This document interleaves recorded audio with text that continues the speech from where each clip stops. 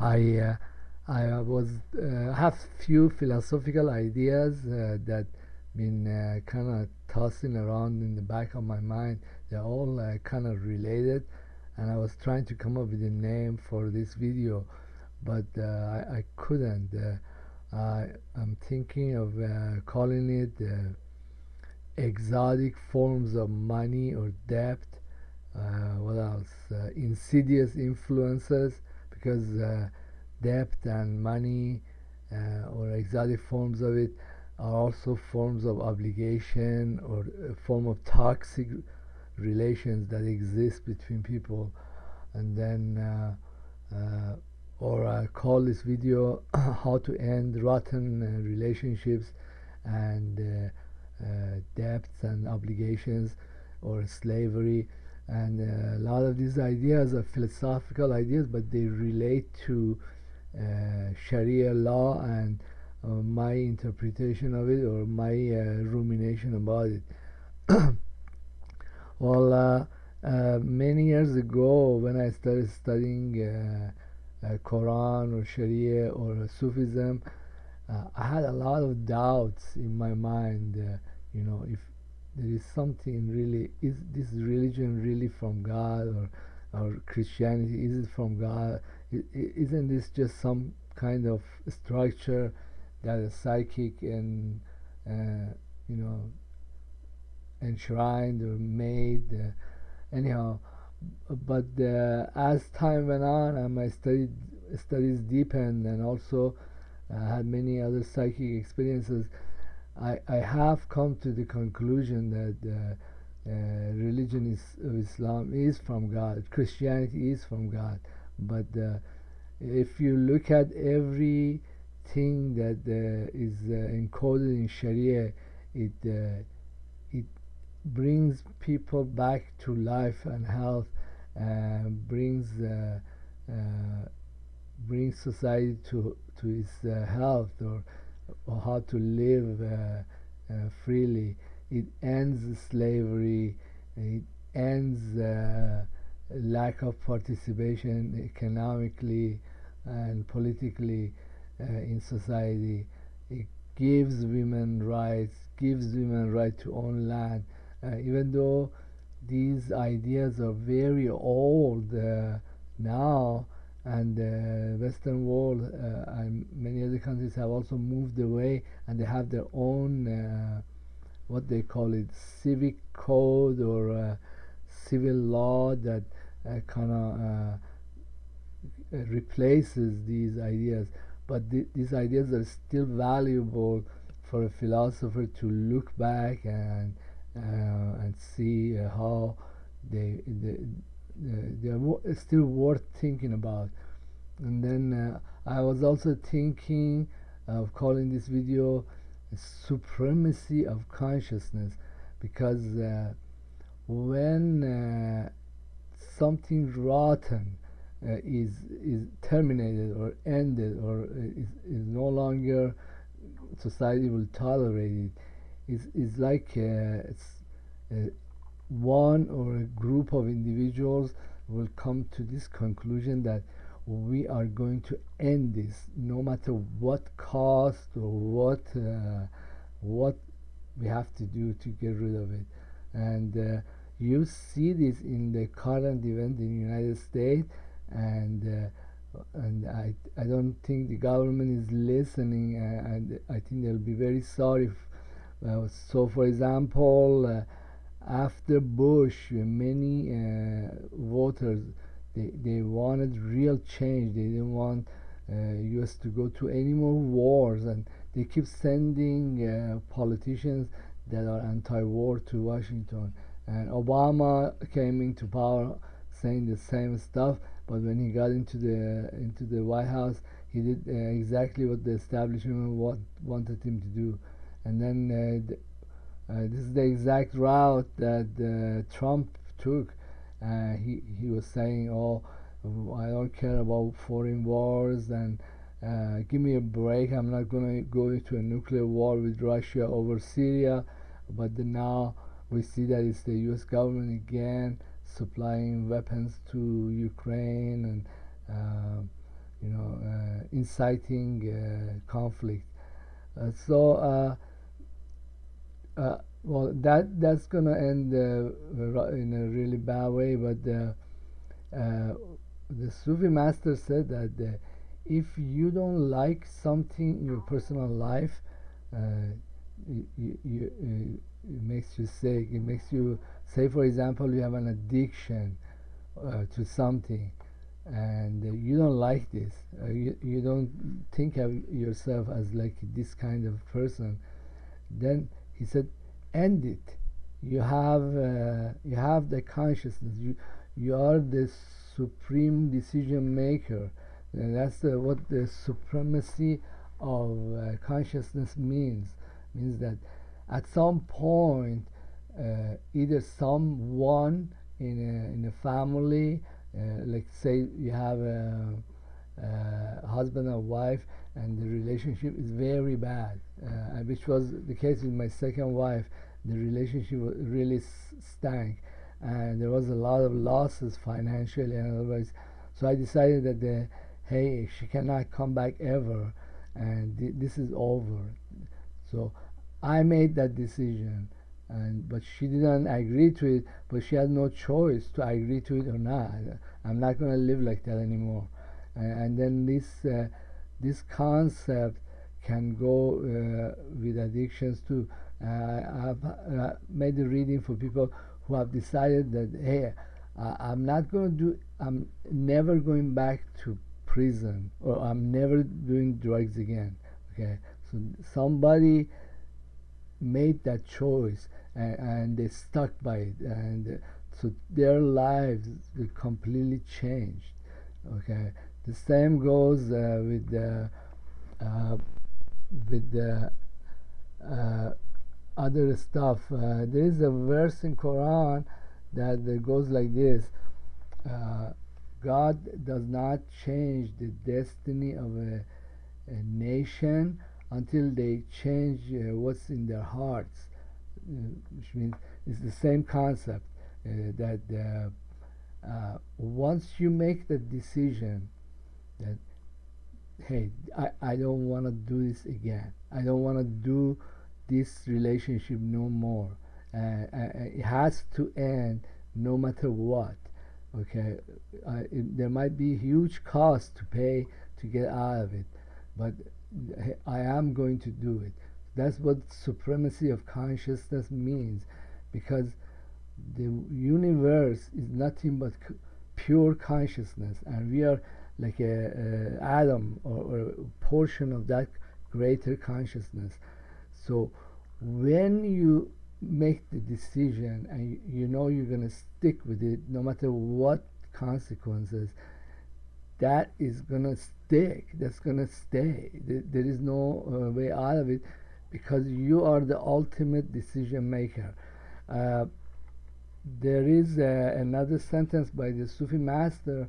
He said that if an atom of hydrogen changed its relationship to the universe, which means if it changes the relationship with the next atom of hydrogen, or the space that's around this atom of hydrogen, if this relationship fundamentally shifted, okay, then the universe is nothing more than an accumulation of these relationships, and the universe has no choice but to change too.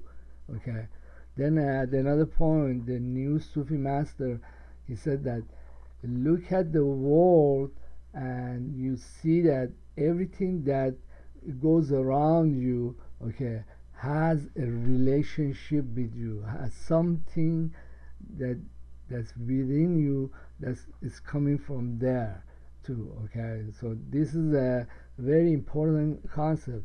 When you go into a Sufi temple and you look at the on top of the door of many Sufi temples is written alayka biqalbika, which means to you a return to your own heart, to your own essence. To see whatever is happening outside, you need to look in here You see, what did I do that created this? Or what did millions of people like me did that created this monster, and now I have to deal with it, even though I didn't personally created that, but somebody like me, my son, my father, my ancestor, my relations, they did that. And now if here I make the decision that, hey, I don't want this anymore, okay, and I stop this relationship that has been going on for decades or centuries, then that thing will not have sustenance. It will not have what it needs to stay alive, because it needs somebody to feed it, to keep it going, to nourish it, so on. These ideas are they run through Islamic philosophy and in the Sufism. Many people really miss it. That's another concept that the Prophet Muhammad talked about is just a sentence that he said. There are some sentences that are not part of Quran, but they are just the sayings of Prophet Muhammad himself. And he said that whatever your mind, your head, okay, your skull, it creates. Say I create a ghost in the machine that emulates,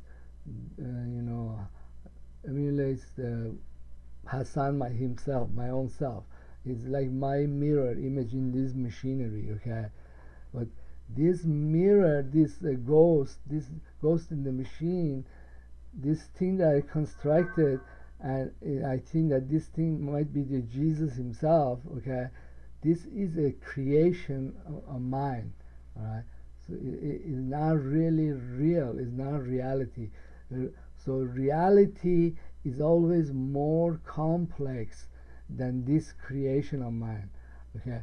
This concept comes out in quantum physics because when you are studying the physical world, the reduction is they go down all the way to some certain length of scale, and everything works beautifully in the Newtonian mechanics. Everything is mechanically connected to each other with forces and reactions and all that.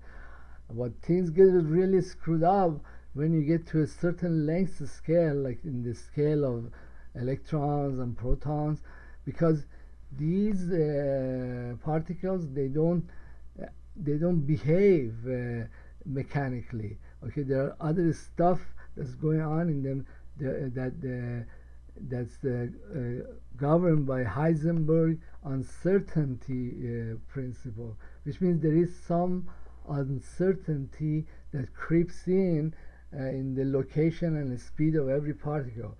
Okay, so some other physicists, they think that this uncertainty is similar to consciousness, okay, which is the exact same thing that the Sufi masters said.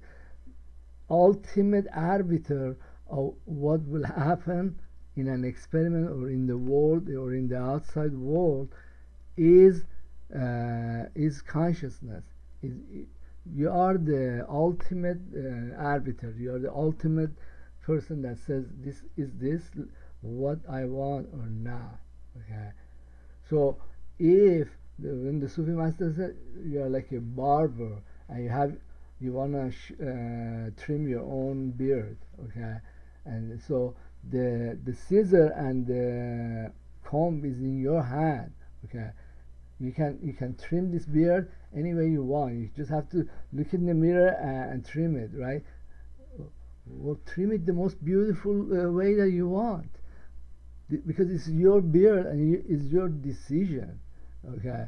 So this concept and idea is also present in Western philosophy, or Western philosophers like Montesquieu in the Age of Enlightenment. Okay, the Western philosophers, they call this natural law, which means that's another concept. They call it volition. Okay, we human beings, we are created free, and we have volition. At some point, you are not kid anymore. You are the one that making all these decisions. Okay, that's your volition. And then what happens? The consequences the decisions bring is what you initially created. Okay, so if I am the arbiter as a philosopher, I want to stop a lot of stuff that's evil and ruins my life, ruins my time, and enslaves me financially, and enslaves me personally. Okay, so what are the ways of even here of getting rid of such things? Well, I could think a few things. For example, being able with good conscience to end marriages that are not working, like divorce. And the Quran says God will enrich both parties. It's okay to end marriages, pay up whatever you owe, the child support or whatever obligation is financial or otherwise, and not feel that you have done something wrong, or you have wronged her, or she has wronged you. It's totally kosher. Then the other form of ending a bad relationship is debt that is unpayable, debt that breaks you down. You have to constantly sit and worry about it, or pay monies that are not supposed to go there. It's okay to file bankruptcy, or straight out tell the creditors that I'm not able to pay this debt, and this is how much I can give you in good conscience. Do you want it? Do you want to end this relationship that's not working anymore? Okay, and many governments, they can do this too. You can say, hey, I cannot do this anymore. I made mistakes. I spent $16 trillion in Middle East, and now I don't have the money. Okay, and my constituents, like all these older people that have to get paid for retirement, we'll have to pay them first. I'm sorry. Here is like what, 500 billion, a trillion. I have to wipe out this debt. This is what you get. Okay. Then we can apply this concept to ending empires that don't work anymore. Say, for example, United States thinks it's stupid, like Bannon thinks it's stupid to go to war with North Korea, because right away 30,000 Americans will get killed, maybe 1 million or 2 Koreans will get killed, bunch of Japanese and our soldiers in over there, and I don't want to do this. What would be wrong to sit down and a negotiating table, say, we just want to end it, our presence. It's not working for us, it's not working for you. We just gonna have a date, like after like 6 months, we're just gonna pull out our soldiers. You're on your own. Whatever you want to do we don't care, and we just want to save our people and our monies. And I don't know if they care about the equipment they have over there. These ideas in Sharia law, they liberate the person financially, or I might have. I got rid of my wife. I dated a few women. I slept with a few women. It was very rewarding. I got a chance to try somebody else, somebody that I like. Okay, so there is no feeling of guilt, or that you have done something bad, or you should have done it some other way, or no. This is totally kosher. This is totally what I want to do. Also, in the beginning, we don't have these problems right now. There is some forms of it, as human trafficking, but the slavery was a big problem at the time when the religion of Islam came, and the Prophet Muhammad would buy slaves and just set them free. Okay, this just don't believe in slavery or any kind of slavery, or even trafficking. I don't believe in that. This is against my religion. It's against Sharia law. Okay, you are free to go and do business and make relationship with anybody you want, and you don't have to worry about me. I'll do the same with my. I might have to pay more to get the laborers. Okay, so tough. I mean, I will pay more, or I will have less construction going on, or stuff that have to be done. I might have to do it myself. Okay, so the consequences of slavery that was practiced in the United States and in Europe and other countries are still with us after all these generations.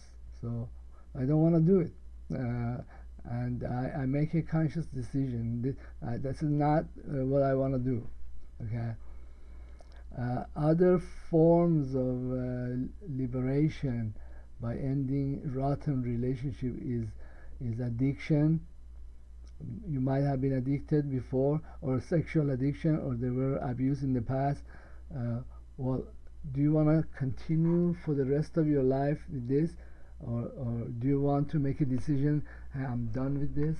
I want to do something else with my life, or whatever is left of it. Do you want to make that decision? You have the choice. Did you know that? That's what the Sufi master said, is if you see something in your life, if you don't like this, end it.